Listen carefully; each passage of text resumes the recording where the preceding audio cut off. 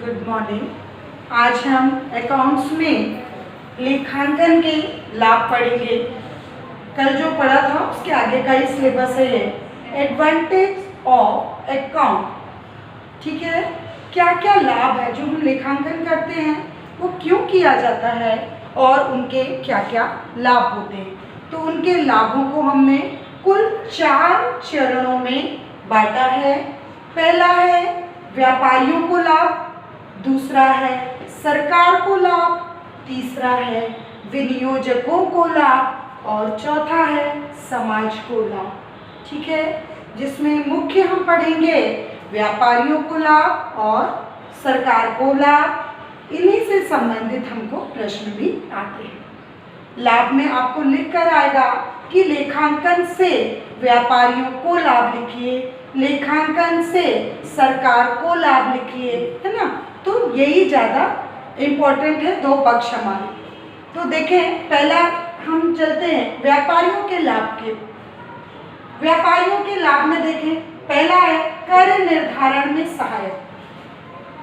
जो लेखांकन किए जाते हैं, लेखांकन में जो व्यवस्थित ढंग से लेके किए जाते हैं, नियमों के अनुसार उसके आधार पर जो कर निर्धारण होता है, कर निर्धारण यानी टैक्स लगाना, वो किसके क्या हो जाता है, सहायक हो जाता है। व्यवस्थित जब लिखित पुस्तक होते हैं तो उनका व्यवस्थित ढंग से जो आकलन किया जाता है, उसके पश्चात व्यवसाय की स्थिति पता चलती है, तो कितना लाभ हानि हो रहा है उसके अनुसार ही उसमें कर का निर्धारण किया जाता है, यानी टैक्स लगाया जाता है। ठीक है, नेक्स्ट है स्मरण शक्ति में सहायक। कोई कितना भी तेज दिमाग वाला हो, कितने भी बड़े बड़े व्यापारी होते हैं, बिजनेसमैन होते हैं, वो कितने भी दिमाग वाले हों, पर वो इतना सारा जो भी लेन देन होगा वो याद करने की उनमें क्षमता नहीं होती है। तो ऐसी स्थिति में क्या करते हैं, जब उनको किसी चीज़ की जानकारी लेनी होती है, किसी बही खाते में, अकाउंट्स में कोई लेखा देखना होता है, तो वो किसका उपयोग करते, बही खाते का उपयोग करते, लेखांकन का उपयोग करते। तो वो स्मरण शक्ति में सहायक, उनको देखा और फटाक से उनको याद आ गया, उनके यानी पूरा लेखा जोखा उसमें लिखा रहता। भविष्य में जब भी उनको आवश्यकता होगी तो वो इसका प्रयोग कर सकते हैं। नेक्स्ट है न्यायालय में प्रमाण। मान लीजिए कभी व्यापारियों में या उपभोक्ताओं से किसी प्रकार का कोई मतभेद हो जाता है, और मतभेद होने के पश्चात यदि किसी प्रकार से उसमें सुलह नहीं हो पाती है, तो ये जो लेखांकन की पुस्तकें होती हैं वो न्यायालय में क्या जाती है, प्रमाण के लिए प्रस्तुत की जाती है। इससे उनके वाद विवाद जो होता है उसका निपटारा किया जाता है। अगला है ऋणों की वसूली करना। ऋणों की वसूली करना यानी देनदारों से जो वसूली करना है वो किसके आधार पर किया जाएगा, लेखांकन के आधार पर किया जाएगा, क्योंकि उसमें लिखा रहता है कि हमसे कितना उधारी किसी के पास है जो हमें लेना है। हमें याद नहीं भी रहेगा तो यदि हम अपनी लेखित पुस्तकें खोलेंगे तो उसमें आसानी से हमको पता चल जाता है कि हमारी कितनी उधारी बाकी है, कि कौन से देनदार हैं, किनसे हमको लेना है। ठीक है, नेक्स्ट है कर्मचारियों पर नियंत्रण। एक कर्मचारियों पर नियंत्रण। अब व्यवसाय में कई प्रकार के कर्मचारी कार्य कर रहे हैं, एक ही स्थान पर कई प्रकार के कर्मचारी कर रहे हैं। उनकी मानसिकता क्या है, हो सकता है उसमें कोई छल कपट वाला हो, गबन कर सकता है ना। तो ऐसी स्थिति में कर्मचारियों पर नियंत्रण रखा जाता है कि वो जो कार्य कर रहा है वो ठीक ढंग से कर रहा है कि नहीं कर रहा है। उनमें कहीं ना कहीं किसी न किसी रूप में नज़र रखी जाती है, कंट्रोलिंग की जाती है उनकी। नेक्स्ट है लाभ हानि का ज्ञान। वर्ष के अंत में व्यवसाय में लाभ हो रहा है या हानि, हमको कैसे पता चलेगा, लेखांकन के द्वारा ही व्यापारी इसका पता लगा सकते हैं कि वर्ष के अंत में हमारा व्यवसाय लाभ की ओर जा रहा है या हानि की ओर। यदि हानि हो रही है तो क्यों हो रही है, उनके कारणों का पता लगाना और उन समस्याओं को दूर करना। इस तरीके से हमारे व्यापारियों को लाभ कंप्लीट होता है। ठीक है, नेक्स्ट आते हैं हम सरकार को, एडवांटेज ऑफ गवर्नमेंट। ठीक है, करारोपण में सुविधा। जैसे व्यापारियों को कर निर्धारण में सुविधा दी, वैसे ही सरकार को करारोपण में सुविधा होती है। किसके कारण, लेखांकन के कारण। अब करारोपण यानी गवर्नमेंट सरकार क्या करती है, टैक्स। आपको पता है ना कि टैक्स होता है, मकान टैक्स देते हैं, कई चीज़ के जो हमारा बिजनेस होता है उस पर हम टैक्स देते हैं। टैक्स यानी कर। एक कर होता है निर्धारण करना और एक कर होता है कर नियोजन करना और एक होता है कर अपवंचन। कर नियोजन करना वो होता है जैसे हम अपने टैक्स यानी अपने खर्चों को यदि पूरे खर्चों को बढ़ाकर बताते हैं, खर्चे बताकर हम अपने लाभों को यदि कम करेंगे तो किसी न किसी रूप में हम कर का नियोजन करते हैं, यानी हमें कम से कम टैक्स भरना पड़ेगा।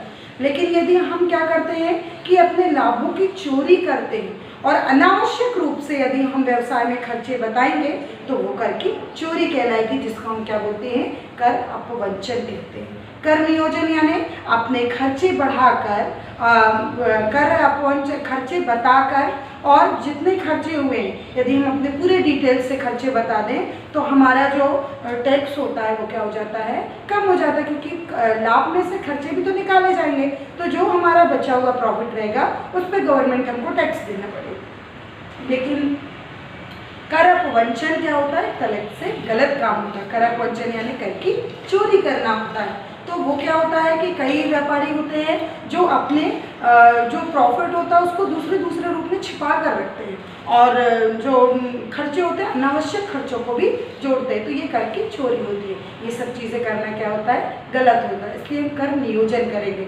अब सरकार हमारे व्यवसाय पर टैक्स लगा रही है, हम किसी भी प्रकार का व्यवसाय कर रहे हैं, टैक्स के बारे में आपको पता है।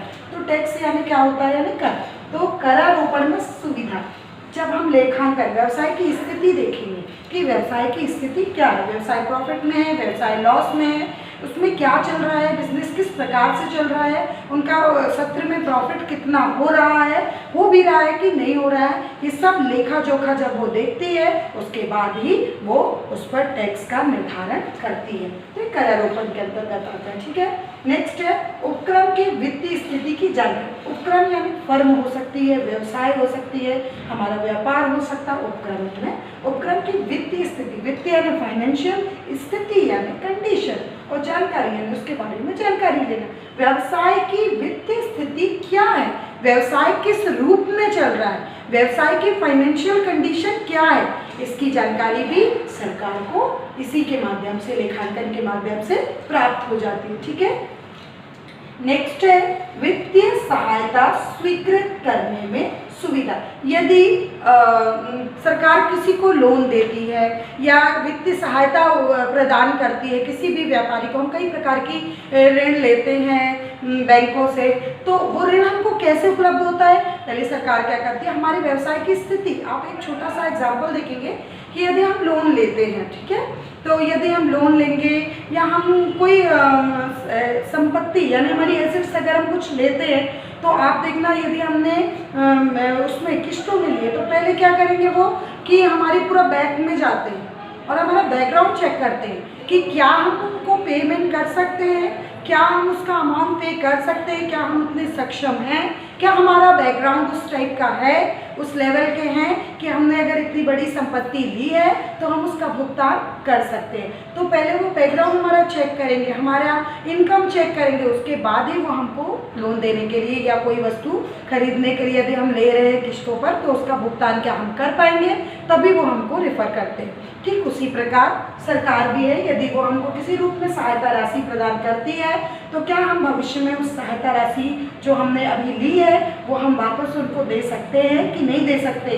यदि हम चुका पाएंगे तो वो हमारा बैकग्राउंड देखेंगे, वो हमारे व्यवसाय का बैकग्राउंड किससे पता चलेगा, पूरा लेखांकन से कि इनकी स्थिति कैसी है, इनके व्यापार की स्थिति कैसी है, भविष्य में ये जरूर प्रॉफिट कमाएंगे और हमारी सहायता राशि जो हमने उपलब्ध कराई है इनको वो उसका भुगतान वापस हमको कर देंगे। तो सरकार संतुष्ट हो जाती है और फिर वो सहायता राशि प्रदान करती है। नेक्स्ट है राष्ट्र की प्रगति की जानकारी।